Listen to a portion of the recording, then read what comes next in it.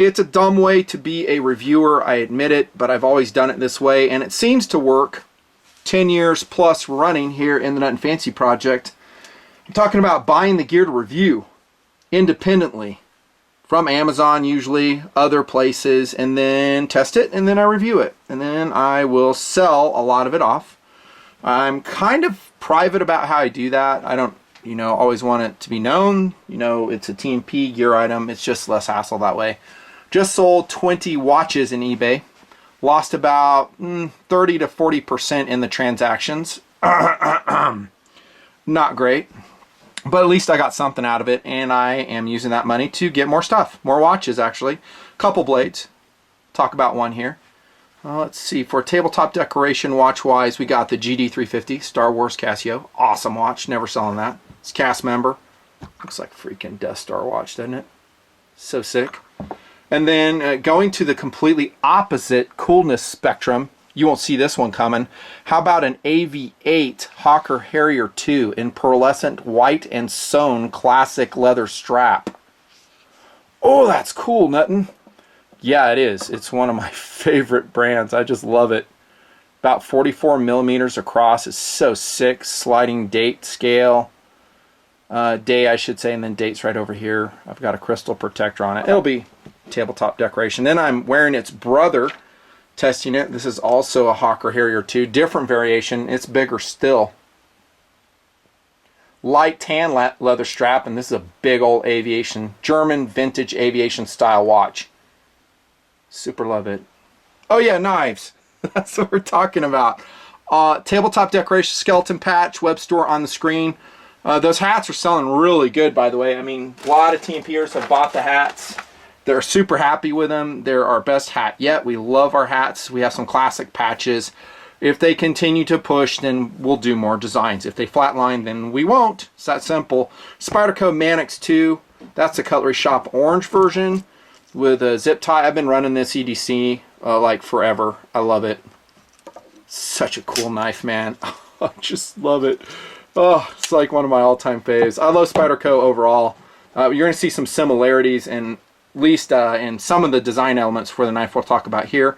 Dragonfly and VG10, and then check this one out, kind of cool. This is a Spyderco Polestar. It will post in a separate review. It's C220 Golf Papa Golf Yankee for around 60 bucks. That's a great knife too. Really cool Spyderco new design. Link below if you don't want to wait. It features CTS BD1 steel, the Polestar. Like I say, I really want to break it out into its own video because it's a great design. The design elements on Spydercos are pretty similar. They really are. I mean, it's whole, it's got a leaf blade. But we like it. We like it. We're suckers for Spyderco. I'm still a sucker for Spyderco. When I get gear checked, what knife do I usually have on me, brand-wise? That's right, Spyderco. That's what I have. I actually don't have it with me right now. I have pretty much the entire Sage series. I have not every, but most of the Sages created. So I'm actually not just, reviewing them. I gotta admit, I do collect them personally as well. When they float my boat. And I like the Sage series. And this is very similar. And this is the star of the show, the Spyderco Mantra Flipper. This is C202. New to me. I mean, it came out in 2017. It's one of the more expensive Spydercos. It's featuring CPM M4 steel. It reminds me of a Calypso and Sage together. Titanium frame lock with a Reeve integral lock. With a hardened stainless steel interface, it also serves as an over travel stop. Flipper design. It's such a cool blade. Really cool. Now, I think this one is Taiwanese produced. Yeah, it is. And I don't know why, and I'm not like in tight with Spyderco. I could find out if I really, really wanted to. But I don't know. It's just the way things go. It's made in Taiwan, yet it's expensive. That's what I'm getting at. I don't know why. I do know the craftsmen in Seiki City, Japan, like I've mentioned in other GRVs, or not GRVs, KRVs before, those older craftsmen, that generation's dying off. And so to find young people who are willing to learn the trade of making knives of this quality is difficult. And Spyderco, like a lot of different major knife manufacturers, has struggled to keep, I wouldn't say keep their quality high, they always have, but to keep production in the same place, I think, from my understanding. And they might have to go to Taiwan to find that same level of craftsmanship and pricing structure, is my guess, and that's all it is. I'm not the expert. Ask Sal, ask Eric, they could tell you all about it. I'm to the point now in the project is I'm not going to apologize for any manufacturer's pricing structures, whether it's low or high, that's their business. You can talk to them directly. But, you know, you'll find it anywhere from, I think BHQ is selling them for around $174 last time I checked. That's getting, you know, it's an expensive blade. If I find it for cheaper, I'll put the link below. Maybe I'll definitely put the BHQ link and then another link there if you want to use that one. That's up to you. But is it worth it? You be the judge. You know, when I can get like a Manix 2 for me for less money, I'd probably go that route, to be honest with you. That is, unless you are a collector and going into philosophy of use, that's what we're looking at. That this is just a new design, like a lot of different Spyderco designs. The mantra will be discontinued probably, unless it becomes a perennial great selling knife. Let me put this over here. AV8 will stay here, but just for visual, we'll put that. If it sells like really well, then it will be a staple like the Endura, the Delica. That I can guarantee you. I mean, they're not going to discontinue a blade that's just killing it for sales. That would be dumb. I wouldn't do it. What you would do is issue different variations. And so you'd have different blade steels, which Spyderco's always been great at doing, right? You see the Eric design on there, so this is an Eric design blade. One thing I wish they would do, I've said this in a lot of Spyderco reviews, is I wish they would get rid of the striations on the polishing. It's not like horrible, but I'd really like a high polish, maybe a stonewash finish or different finishing on all the steels I do. Again, this is CPM M4. It's just me. That's what I like.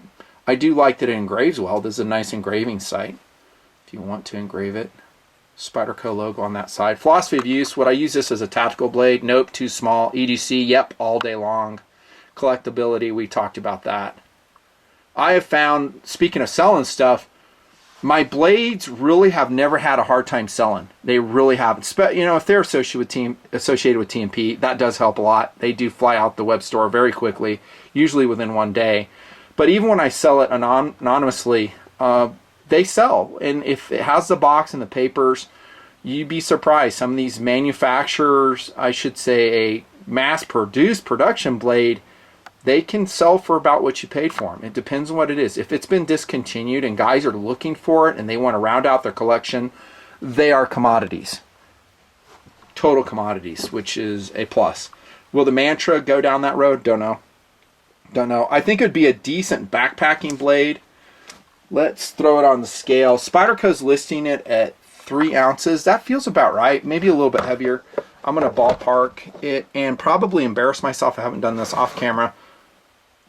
That's more than 3 ounces. I'll say 3.6, 3.4. Oh, I told you I'd embarrass myself. It's right at 3. So good job, Spyderco. They listed the weight accurately. Yeah, I'm a little bit off. I need to do more knife reviews, I guess. Get calibrated with my weight scale. I love titanium frame locks. I have a soft spot for them. I've always said I'm a little bit surprised that titanium isn't a lighter material. A lot of people sell it as, oh my gosh, it's titanium, it's so light. I don't find titanium, you know, depending on which variation you use, is that light, but it looks great. This is bead blasted, naturally colored titanium. It's awesome. It is lighter than stainless for sure, but you can get an aluminum frame lock that's about the same, maybe even a little bit lighter in my experience. The steel, by the way, is excellent. I do have some experience with it at this point. I think it wears well. You can look up its characteristics and composition if you so desire.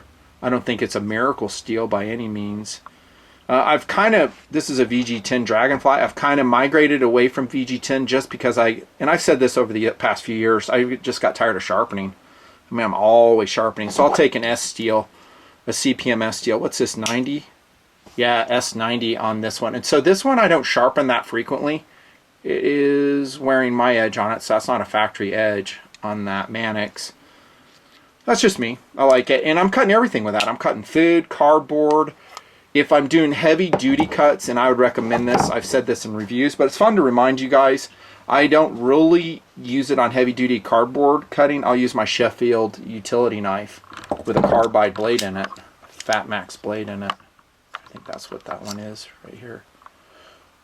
This is what will do my heavy duty cutting. So I'll put the link to this, if I can find it, down below. And this weighs like 1 ounce. So heavy duty cardboard cutting, I use that.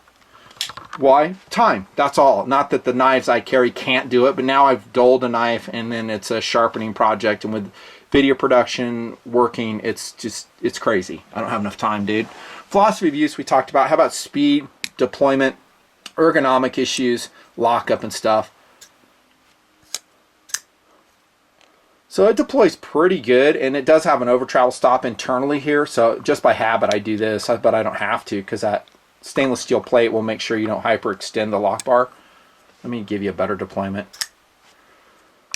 And this knife is new too, so it's not broken in. If once it gets broken in, it'll be better. I don't think this has ball bearing system in it. I think it's just phosphor bronze bushings.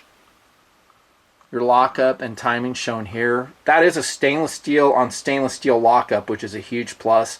Like I've said in other reviews, I just don't get it when they have a titanium on steel lockup, and Spyderco's done this. I think my Sage is that way. I don't get it. Don't get it. This one should wear a lot better. Timing is perfect. I really like the flipper design because see how it's rounded? There's no sanding or milling that I as a user would have to do on that. It's freaking perfect. Centering, retention, sound.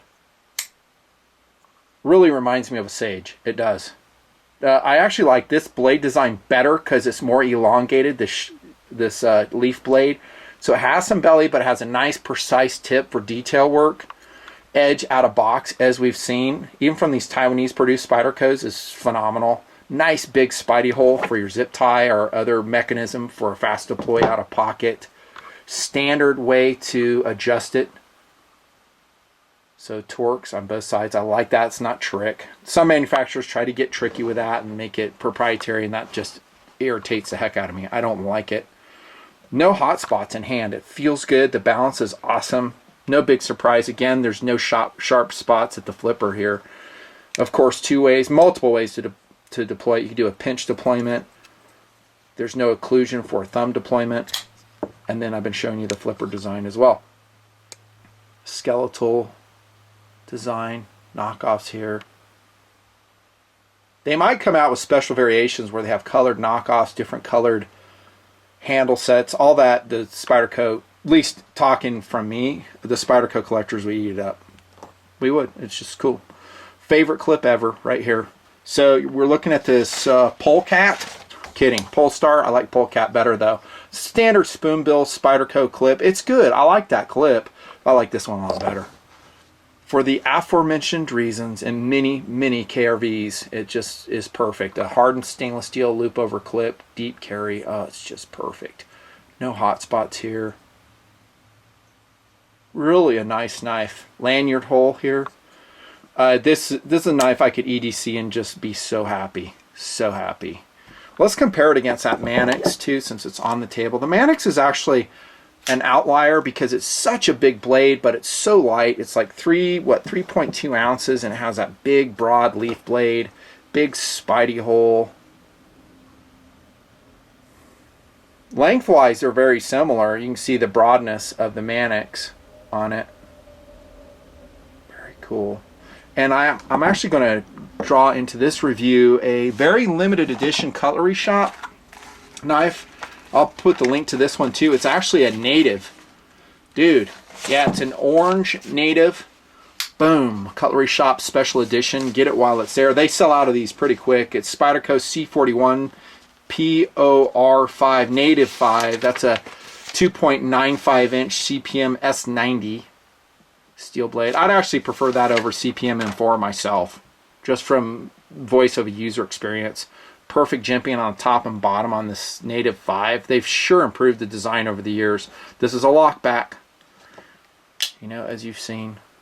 That's a cool knife though. And let's compare that against the Mantra just for fun. So which one would you buy between these, Nut and Fancy? Ooh. They're both awesome blades. They're really kind of different animals. So this is, you know, an FRN handle. It doesn't really have the second cool thing, the collectability. This is more of a user utility blade.